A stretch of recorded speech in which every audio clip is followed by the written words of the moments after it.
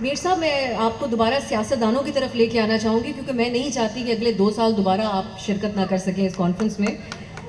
ایک جنرل صاحب جو کہ لیکن دوبارہ اسی طرف لے کے آ رہے ہو، کیونکہ لیکن آپ تنقید سیاستدانوں پہ کر دیجیے گا. ایک جنرل صاحب جو بہت اوپینینیٹڈ ہیں، ان کو اپنے خیالات کا اظہار کرنے کا بہت شوق ہے. وہ کچھ عرصہ پہلے ان کو یہ کہتے ہوئے سنا، ہم پہ سوال اٹھاتے ہوئے، کہ آپ لوگ سیاستدانوں سے پوچھتے کیوں نہیں، وہ کیوں بار بار ہمیں استعمال کرتے ہیں، آپ لوگ صرف ہم پہ الزام لگاتے ہیں. تو کیا یہ بات درست ہے کہ سیاستدان بھی استعمال کرتے ہیں فوجی اسٹیبلشمنٹ کا؟ یہ ان جنرل صاحب کا آپ ذکر کر رہی ہیں جو ریٹائرمنٹ سے کچھ دن پہلے نیشنل ڈیفنس یونیورسٹی اسلام آباد میں آپ کو اور مجھے سامنے بٹھا کے لمبی لمبی تقریریں کر رہے تھے، انہیں کا ذکر کر رہے ہیں؟ اچھا. دیکھیں، بات یہ ہے کہ انہوں نے وہاں پہ بار بار یہ کہا کہ ہم نے پچھلے سال فروری میں فیصلہ کیا کہ ہم اے پولیٹیکل ہو گئے، یعنی کہ ہم سیاست میں مداخلت نہیں کریں گے. اور یہ بات انہوں نے کہاں پہ کی؟ نیشنل ڈیفنس یونیورسٹی میں. اور وہاں پہ بہت پاکستان کی نامور شخصیات موجود تھی. لیکن پھر چودھری مونس لائی صاحب نے کیا کہا؟ مونس لائی صاحب نے کہا کہ ہم نے تو عمران خان کا ساتھ اس لیے دیا کہ ہمیں جنرل باجوہ نے کہا. ٹھیک ہے، تو وہ بات اس دن جو وہ کر رہے تھے آپ کے اور میرے سامنے کہ سیاستدان ہمیں سیاست میں گھسیٹتے ہیں، ہو سکتا ہے گھسیٹتے ہوں، لیکن پرویز لائی صاحب تو ان کے پاس نہیں گئے. وہ پرویز لائی صاحب کے پاس آئے اور کہا کہ آپ عمران خان کا ساتھ دیں. یہاں یہ میں بات کلیئر کرنا چاہتا ہوں کہ ادارہ تو غیر سیاسی ہو چکا تھا، ادارے کا سربراہ غیر سیاسی نہیں ہو رہا تھا. تو اس لیے ادارے کے سربراہ نے اپنے ادارے کی پالیسی کی خلاف ورزی کی اور ان کو اس پہ وضاحت کرنی چاہیے. کیونکہ اور بھی کچھ میں واقعات کا عینی شاہد ہوں، میں عینی شاہد ہوں کہ صرف پرویز لائی صاحب نہیں تھے، آپ اور بھی بہت سے لوگوں کو پریشرائز کر رہے تھے کہ آپ ایسے کریں اور ایسے نہ کریں، اور اس وقت کر رہے تھے جب فوج غیر سیاسی ہو چکی تھی. تو بالکل فوج غیر سیاسی ہو چکی ہے، لیکن اس کے باوجود اگر فوج کا کوئی جرنیل سیاستدانوں سے رابطے کرتا ہے اور اس کو کہتا ہے ایسے کرو ایسے نہ کرو، تو اس کو پھر سیاستدان نہیں سیاست میں گھسیٹ رہے، وہ خود سیاست کے تالاب میں چبی مارنے کی کوشش کر رہے ہیں، یعنی کہ غوطہ لگانے کی کوشش کر رہے ہیں. تو ایسی غوطہ خوری نہ کریں آپ کہ بعد میں جو ہے وہ لوگ جو ہیں وہ کنارے سے آپ کے کپڑے اٹھا کے بھاگ جائیں. ٹھیک ہے نا؟ تو اس میں گزارش میری یہی ہے کہ تھوڑی سی مستقبل کی بات کر لیتے ہیں. ماضی کی اور حال کی ہم نے کافی بات کر لی ہے. ہمارا جو مستقبل ہے پاکستان کا، وہ آئین اور قانون کی بالادستی سے وابستہ ہے، اور یہاں پہ بہت سے نوجوان نظر آ رہے ہیں. اس چیز کا بھی خیال رکھیں کہ یہاں پہ ہمارے بہت سے بزرگ بھی ہیں اور نوجوان بھی ہیں. تو جو نوجوان ہیں وہ یہ جاننا چاہتے ہیں کہ اس ملک میں ان کا مستقبل کیا ہے. تو 28 سال بعد پاکستان 100 سال کا ہو جائے گا. اس وقت پاکستان جو ہے 2022 ہے، تو 2050 میں پاکستان جو ہے وہ تقریباً 2047 میں 100 سال کا ہو جائے گا 28 سال کے بعد. تو 100 سال کا جو پاکستان ہے وہ کیسا پاکستان ہوگا؟ تو 100 سال کا پاکستان جو ہے اس میں آپ کو اندازہ ہونا چاہیے کہ آبادی جو ہے وہ آپ کی 40 کروڑ ہو جائے گی. آج 20 کروڑ ہے، یہ ڈبل ہو جائے گی. اور جس شہر میں آپ بیٹھے ہوئے ہیں کراچی میں، یہ شہر اور ٹھٹھا شہر، یہ میں نے ایک ورلڈ بینک کی رپورٹ پڑھی ہے، میں اس کو کوٹ کر رہا ہوں کہ 2047 تک ہو سکتا ہے کہ اگر آپ نے اپنے آپ کو ٹھیک نہ کیا تو یہ شہر کراچی اور ٹھٹھا یہ دونوں سمندر کے نیچے چلے جائیں. تو اس وقت جو ہماری گورننس کے ایشوز ہیں جن کا تعلق پولیٹیکل گورنمنٹس کے ساتھ ہے، ریاستی اداروں کی پالیسیوں کے ساتھ ہے، اگر آپ نے اس کو ٹھیک نہ کیا تو یہ جو آپ کا شہر کراچی ہے، جو آپ کی معیشت کی بیک بون بھی ہے، یہ آدھے سے زیادہ سمندر کے نیچے چلا جائے گا. تو اس لیے یہ جو نوجوان یہاں پہ بیٹھے ہوئے ہیں، ان کا مستقبل جو ہے وہ تو اسی ملک کے ساتھ وابستہ ہے نا. انہوں نے تو پاکستان سے باہر نہیں بھاگنا. تو اس کے لیے ہم سب کو اپنے آپ کو ٹھیک کرنے کی ضرورت ہے. اور ہم اپنے آپ کو ٹھیک اسی وقت صورت کریں گے کہ جب جج صاحب، جرنیل صاحب، جرنلسٹ صاحب یہ سارے پاکستان کے آئین اور قانون کے تابع ہو جائے، اپنے آپ کو آئین سے زیادہ طاقتور نہ سمجھیں. میر صاحب ان نوجوانوں کو یہ بھی بتائیے کہ اکثر ہم سے سوال کیا جاتا ہے کہ آپ لوگ کہتے ہیں میڈیا پہ پابندیاں ہیں اور آپ لوگ وہی ایک تقریر ہے جو آپ لوگ رپیٹ کرتے رہتے ہیں حالانکہ ہر بات کہی جا رہی ہوتی ہے. اب اگر ہم حقیقتاً دیکھیں تو یوٹیوب پہ اس دور میں یہ جو بھی ایک تقرری ہونی تھی اس کے بارے میں کیا کچھ نہیں کہا گیا اور اس کا کچھ نہ کچھ ہمیں اثر ٹی وی کے الیکٹرانک میڈیا کے پروگرامز کے اوپر بھی ہمیں نظر آیا. تو کیا واقعی آج بھی قدغنیں ہیں؟ اگر ہیں تو کس قسم کی ہیں؟ دیکھیں نا قدغنیں دیکھیں، میں نے آپ کو شروع سے کہہ رہا ہوں کہ پاکستان کے میڈیا پہ ایک غیر اعلانیہ سینسرشپ چل رہی ہے. ہاں اب آپ کہیں گے جی کہ بہت سے یوٹیوبر تو بڑا سچ بولتے ہیں. بولتے ہوں گے، سچ ضرور بولتے ہوں گے، لیکن مجھے بتائیے نا کہ کسی یوٹیوبر نے آپ کو وہ بات کیوں نہیں بتائی جو آخر میں آپ کو چودھری مونس لائی نے بتائی. اور جب مجھے وہ میرا بھائی ہے شاہزب خانزادہ یا عبداللہ سلطان اور میرے بہت سے ساتھی جو ہیں وہ کھینچ کے بلاتے تھے کہ بھئی یہ بتاؤ وہ بتاؤ، میں کہتا تھا بھائی مجھے نہ بلاؤ، میں نے اگر بتا دیا تو میرے ساتھ ساتھ آپ پر بھی پابندی لگ جائے گی. تو ایک دن میں نے تھوڑی سی بات بتائی، میں نے بتایا کہ یہ جو کہا جا رہا ہے کہ جناب اسٹیبلشمنٹ کی مدد سے تحریک عدم اعتماد لائی گئی ہے، تو اگر یہ بات درست ہے، یہ آن دی ریکارڈ ہے، یہ میں نے شاہزب کے پروگرام میں بھی کہی اور عبداللہ سلطان کا جو مارننگ شو ہے جیو پاکستان اس میں بھی کہی. تو میں نے کہا کہ اگر ایسی بات ہے تو جو بلوچستان عوامی پارٹی ہے BAP، اس کے لیڈروں کو بلا کے یہ کیوں کہا گیا کہ آپ نے عمران خان کا ساتھ نہیں چھوڑنا؟ تو جب انہوں نے کہا جی کہ سائیں آپ نے تو کہا تھا کہ آپ غیر سیاسی ہو گئے ہیں اور ہم اپنا فیصلہ کرنے میں آزاد ہیں، تو ہم نے تو پریس کانفرنس کر کے تو شہباز شریف صاحب کی حمایت کا اعلان کر دیا، تو کل ہم نے یہ اعلان کیا ہے، آج آپ ہمیں بلا کے کہہ رہے ہیں کہ آپ عمران خان کے خلاف تحریک عدم اعتماد سے پیچھے ہٹ جائیں، تو ہماری لوگوں کی نظروں میں کیا عزت رہ جائے گی؟ تو انہوں نے کہا نہیں یہ تو آپ کو کرنا ہے. تو جب یہ تھوڑی سی میں نے بات بتائی تو پھر وہی ہوا، مجھے کہا گیا کہ ہاں ہاں ہاں ٹھیک ہے، آئندہ سے نہ ہم آپ کو سوال پوچھیں گے نہ آپ جواب دیا کریں. تو بہت لمبی میں آپ کو اور بہت سی مثالیں دے سکتا ہوں. بالکل بھی پاکستان کا جو الیکٹرانک میڈیا ہے اور اخبارات ہیں، آپ وہاں پہ پورا سچ نہیں بول سکتے. اور یہ میں آپ کو اب بات بتا کے کوئی بہادری کا مظاہرہ نہیں کر رہا، یہ میں اپنی شرمندگی جو ہے وہ آپ کے سامنے لا رہا ہوں. ہم شرمندہ ہیں کہ جب ہم سچ نہیں بولتے تو بھی برے، اور اگر سچ بول دیں تو بھی برے. اگر سچ بول دیں تو غدار، سچ نہ بولیں تو محب وطن. تو اس لیے مجبور ہو کے اب میں نے اپنے آپ کو غداروں کی فہرست میں شامل کر لیا کہ بھائی میں غدار ہی ٹھیک ہوں، کم از کم غدار تھوڑا سا سچ تو بول سکتا ہے. اور کیونکہ جنرل ایوب خان نے بھی محترمہ فاطمہ جناب پہ غداری کا الزام لگایا تھا، تو کیونکہ مادر ملت غدار تھی تو پھر حامد میر بھی غدار اور یہاں پہ بیٹھے ہوئے آپ سب لوگ بھی غدار. تمغے کی طرح غداری کے خطاب کو آپ سجاتے ہیں. اور میں میر صاحب لیکن اس بات کو غیر سیاسی پولیٹیکل ہونے والی بات، یہ بہت سے لوگ اسی پہ زیادہ انٹرسٹڈ ہوں گے.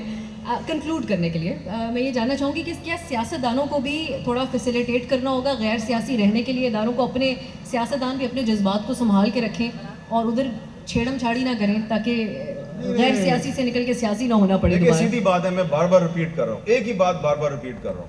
میں نے ابھی آپ کو یہ بچی جو بیٹھی ہوئی ہے اس کی مثال دی. اس کے باپ کے ساتھ جو ہوا ہے، آج دیکھیں نا 15-16 سال ہو گئے ہیں، اس کا باپ نہیں آیا اس کے پاس.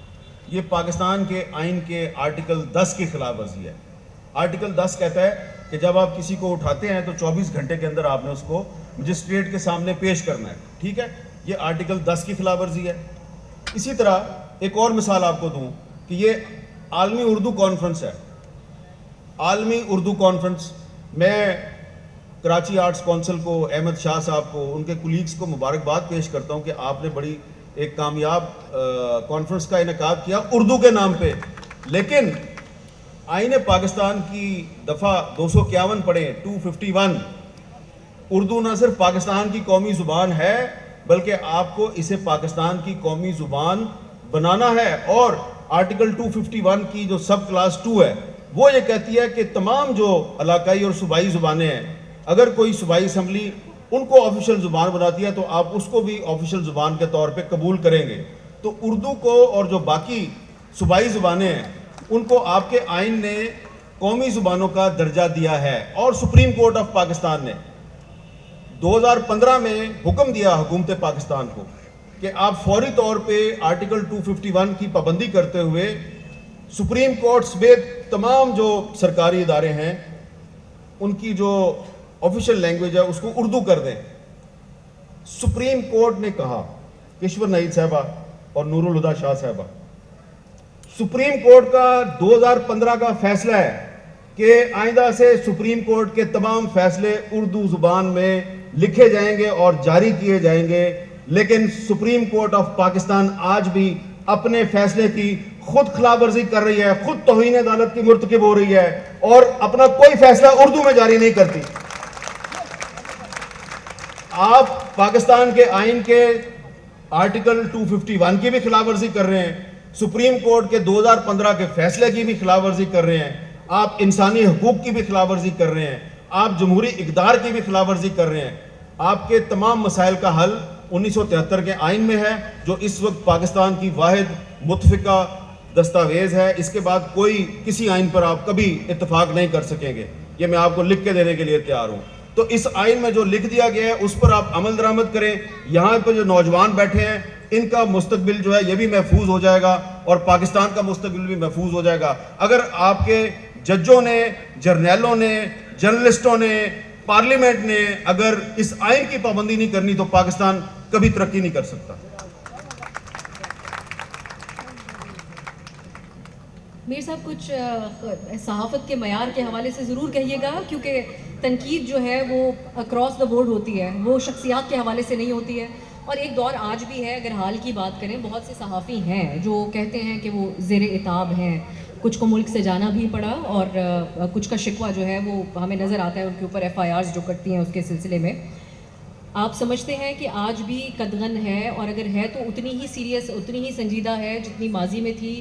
اس حوالے سے کیا کہیں گے؟ اور میر صاحب جو صحافت کا معیار ہے اس میں کتنا کردار ہمارا اپنا خود کا صحافیوں کا ہے کہ لوگوں کا اعتبار ہٹا اور اب جتنے منہ اتنی باتیں والا حساب بھی ہو گیا؟ بہت سارے لوگ ہیں وہ سوشل میڈیا پہ, یوٹیوب کے ذریعے بات چیت کرتے ہیں اور اس کے بعد جو ٹرولنگ ہے, جو سچ بولتے ہیں, جو لوگ وہ بات کرتے ہیں جو طاقتور حلقے نہیں سننا چاہتے, ان کی ٹرولنگ ہوتی ہے. اور ہمیں ایک ایسا ماحول بھی نظر آتا ہے جہاں پر شخصیت پرستی ہوتی ہے, وہ صحافیوں کی شخصیت پرستی بھی ہونے لگی ہے. پہلے تو سیاسی لیڈران کی ہوا کرتی تھی, اب ہم دیکھتے ہیں اسٹیج پر, سیاسی جلسوں کے اسٹیج پر بلایا جاتا ہے, ان کے لیے بڑی تالیاں بجائی جاتی ہیں کچھ صحافتی لوگوں کے لیے. تو آپ سمجھتے ہیں کہ آپ ان لوگوں کو صحافی سمجھتے ہیں, اور کیا آپ سمجھتے ہیں کہ ہمیں ڈیفائن کرنے کی ضرورت ہے کہ اصل صحافی کون ہے تاکہ لوگوں کا ہمارے پیشے سے اعتبار نہ ہٹ جائے؟ اب آپ نے ایک سوال میں بہت سے سوال اکٹھے کر دیے ہیں, تو میں سب سوالوں کا جواب نہیں دیتا. میں اس کا آپ کے بہت سے سوالوں کا ایک چھوٹا سا جواب یہ دیتا ہوں کہ دیکھیں, پاکستان میں تو صحافت آزاد نہیں ہے. اگر صحافت آزاد ہوتی تو ارشد شریف پاکستان سے نہیں بھاگتا, پاکستان چھوڑ کے نہیں جاتا. اگر صحافت آزاد ہوتی تو ارشد شریف کو کینیا میں قتل نہ کیا جاتا. اگر پاکستان ایک آزاد ملک ہوتا تو کریمہ بلوچ کو کینیڈا میں قتل نہ کیا جاتا. اگر پاکستان آزاد ملک ہوتا تو ساجد بلوچ کو سویڈن میں قتل نہ کیا جاتا. اور اگر پاکستان میں انصاف اور قانون کی حکمرانی ہوتی تو اس وقت جو ہزاروں افراد پاکستان میں لاپتہ ہیں, ان کی مائیں بہنیں سڑکوں پہ دھکے نہ کھا رہی ہوتی. نہ صحافت آزاد ہے, نہ پاکستان کا معاشرہ آزاد ہے, نہ آپ کی پارلیمنٹ آزاد ہے. آپ کا معاشرہ اس وقت آزاد ہوگا جب پاکستان کی پارلیمنٹ اور جوڈیشری آزاد ہوگی اور جب میڈیا آزاد ہوگا. تو اگر پاکستان میں آپ کو صحافت میں لگ رہا ہے کہ ڈیٹیریوریشن آ رہی ہے, انحطاط آ رہا ہے, تو یہ آپ کو معاشرے کے ہر طبقے میں نظر آئے گا. لیکن مجھے تھوڑی سی امید یہ ہے کہ دیکھیں, یہاں پہ جو اتنی بڑی تعداد میں نوجوان ہیں اور بزرگ بھی بیٹھے ہیں یہاں پہ, تو یہ سب لوگ آپ کی اور میری باتیں سن رہے ہیں. حالانکہ ہم اس قابل تو نہیں ہیں کہ ہماری باتیں سارے لوگ سنیں, لیکن یہ کسی امید میں آیا نا, اور ہر قسم کی بات سن رہے ہیں. اور جب ہم اپنے آپ کو غدار کہتے ہیں تو یہ تالیاں بجاتے ہیں. تو اس کا مطلب ہے کہ پاکستان کا مستقبل روشن ہے. پاکستان کے لوگ جو ہیں وہ اختلاف رائے کی آزادی جو ہے اس پہ یقین رکھتے ہیں. پاکستان کے لوگ جمہوریت پہ یقین رکھتے ہیں. پاکستان ایک جمہوریت پسند تحریک کی پیداوار ہے. قائد اعظم محمد علی جناح ایک جمہوریت پسند, آئین پسند سیاستدان تھے. تو اگر ہم قائد اعظم کے راستے پہ چلیں گے تو اس پاکستان میں بلوچستان کو بھی اس کے حقوق ملیں گے, سندھ کو بھی ملیں گے, خیبر پختونخوا کو بھی ملیں گے, पंजाब को भी मिलेंगे, कश्मीर और गिलगित बल्तिस्तान को भी मिलेंगे, और सहाफ़ियों को भी उनके हकूक़ मिलेंगे। लेकिन अगर आप कायदे आज़म के रास्ते पे नहीं चलेंगे तो फिर आप और मैं इसी तरह जदोजहद तो हम जारी रखेंगे, बाज नहीं आना हमने अपनी बातें करते रहने और मायूसी का शिकार नहीं होना। मीर साहब, लापता अफराद की जो आप बात कर रहे हैं, हम आपके करियर को फॉलो करते हैं तो उसमें सबसे ज़्यादा आपने इस मौजू के ऊपर बात की उस वक्त में जब मुश्किल था ये कहना, और दीगर जो सहाफ़ी इस बारे में बात करते रहे उनके लिए भी जो मुश्किलात बनी, कहीं जान जाने की सूरत में नज़र आई जिनका मीर साहब ने भी हवाला भी दिया, और कई के लिए काम करना मुश्किल हो गया उसके बाद, लेकिन और मुश्किलात आपके लिए जो बनी उसका भी पूरा मुल्क वाकिफ़ है। मैं ये चाहूँगी कि आप एक तो ये बताएं कि आपका जो ओवरऑल सफ़र रहा सहाफ़त में, उसमें सबसे ज़्यादा मुश्किल जिसका अगर आपने माजी में कभी जिक्र ना किया हो, ख़ास तौर पे आज के इस मौके की मुनासबत से अगर आप बात करें, कौन ऐसा मौका रहा या कौन सा ऐसा मौजू रहा जो सबसे ज़्यादा मुश्किल रहा? क्या वो लापता अफराद के हवाले से बात करना ही एक ऐसा मौजू था? और दूसरी बात इसी में अगर अपने जवाब में आप कहिए कि जो अब सिविल सोसाइटी है और जो सहाफ़ी हैं, ये उनको मालूम है कि उनकी जान भी ख़तरे में हो जाती है, लेकिन किस तरीके से वो अपना रोल प्ले कर सकते हैं और अपनी जान की हिफाजत को यकीनी बनाते हुए, क्या कुछ शेर व शायरी में बात की जाए, कार्टून बना के बात की जाए, या सीधे सीधे अपने अल्फाज रख दिए जाएं? आपके सवाल का जो आखिरी हिस्सा मैं उसका जवाब पहले दूंगा। देखिए, पहली बात तो यह है कि जब आज से कुछ साल पहले मुझे लोग कहते थे जो नौजवान कि जी हम सहाफ़ी बनना चाहते हैं, तो मैं कहता था बिल्कुल बने, और कैसा पेशा सहाफ़त, मैं कहता था ज़रूर सहाफ़त में आए। फिर आहिस्ता आहिस्ता कुछ ऐसे वाक़यात पेश आए कि मुझे ये महसूस हुआ कि मैं गलत मशवरा दे रहा हूँ। तो अब मैं ये कहता हूँ कि अगर आप पुरसुकून ज़िंदगी गुजारना चाहते हैं तो कभी सहाफ़ी ना बने। हाँ, अगर आप पागल हैं और आप नाइंसाफ़ी के ख़िलाफ़ जंग लड़ना चाहते हैं और जान हथेली पे रख के जदोजहद करना चाहते हैं तो फिर आप सहाफ़ी ज़रूर बन जाएं, ठीक है। तो सहाफ़त सिर्फ सहाफ़त नहीं बल्कि सियासत भी पाकिस्तान में बड़ी मुश्किल है। यहाँ पे मैं बहुत से अदीबों को देखें, सुहेल बड़ाई साहब बैठे हैं, इनकी किताब जो है वो आई, अभी बात हो रही थी पिछले सेशन में, ये कंपनी नहीं चलेगी, तो बड़ी ज़्यादती हुई। इनकी किताब जो है उसके पब्लिशर को तंग किया गया, इनके इदारे को तंग किया गया, कहा गया जी तस्वीर बदल दो। तो मैंने एक मिसाल दी ना, जो मेरे सामने लोग बैठे हुए हैं, मैं तो उन्हीं की मिसालें दूंगा ना। तो किस तरह मैं कह दूं कि सहाफ़त पाकिस्तान में एक बड़ा पुरवकार और बड़ा बाइज़्ज़त पेशा है। यहाँ पे तो मैं कहता हूँ कि मर्दों को छोड़ दें, आप भी एक औरत हैं और एक सहाफ़ी भी हैं साथ में। पाकिस्तान में ऐसा माहौल जानबूझ के बनाया जा रहा है कि जो नौजवान लड़कियां हैं, नौजवान फीमेल जर्नलिस्ट, वो आगे ना जाएं और उनको डिस्करेज किया जाता है और उनको पीछे की तरफ धकेलने की कोशिश होती है।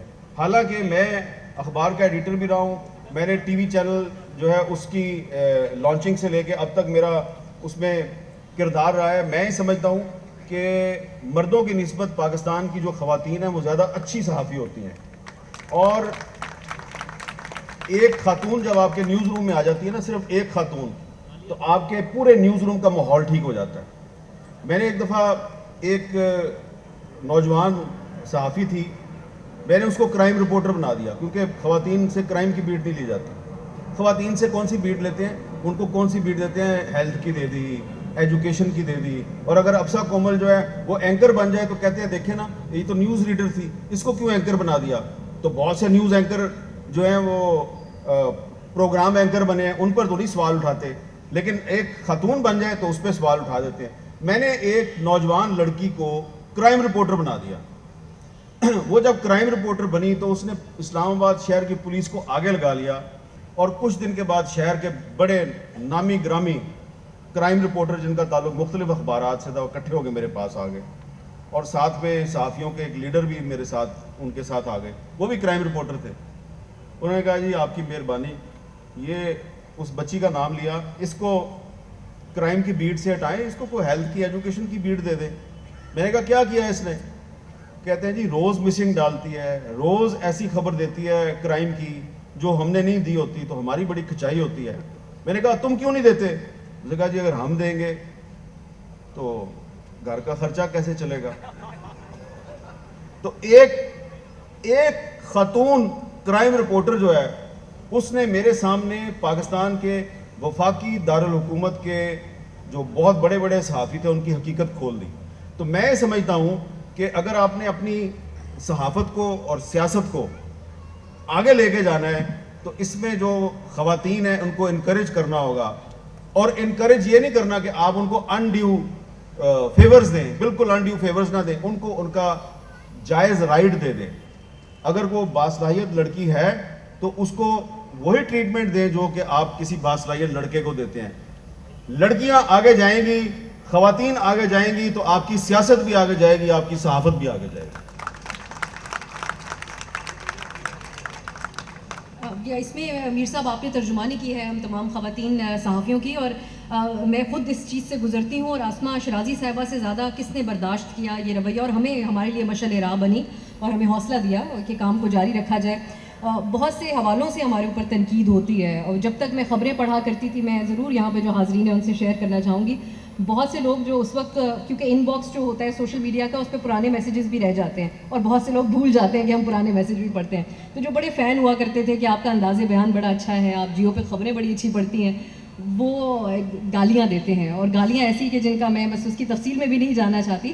اور ہم جیسے بہت سے لوگوں کے لیے مشکل ہوتا ہے کیونکہ بچپن سے جو ہماری پرورش ہوئی اس میں عام طور پہ گالیاں چلتے ہوئے دیکھی نہیں ہم نے اپنے آس پاس, تو واقعی ایک بہت مشکل دور تھا, ہے ابھی بھی ہے, اور میں سمجھتی ہوں ہمیں اپنے سماجی رویوں کے اوپر بہت غور کرنے کی ضرورت ہے. عام طور پہ بہت سارے فالوورز والے لوگ بھی وہ کامنٹس پڑھ رہے ہوتے ہیں جو آپ ان کو بھیجتے ہیں.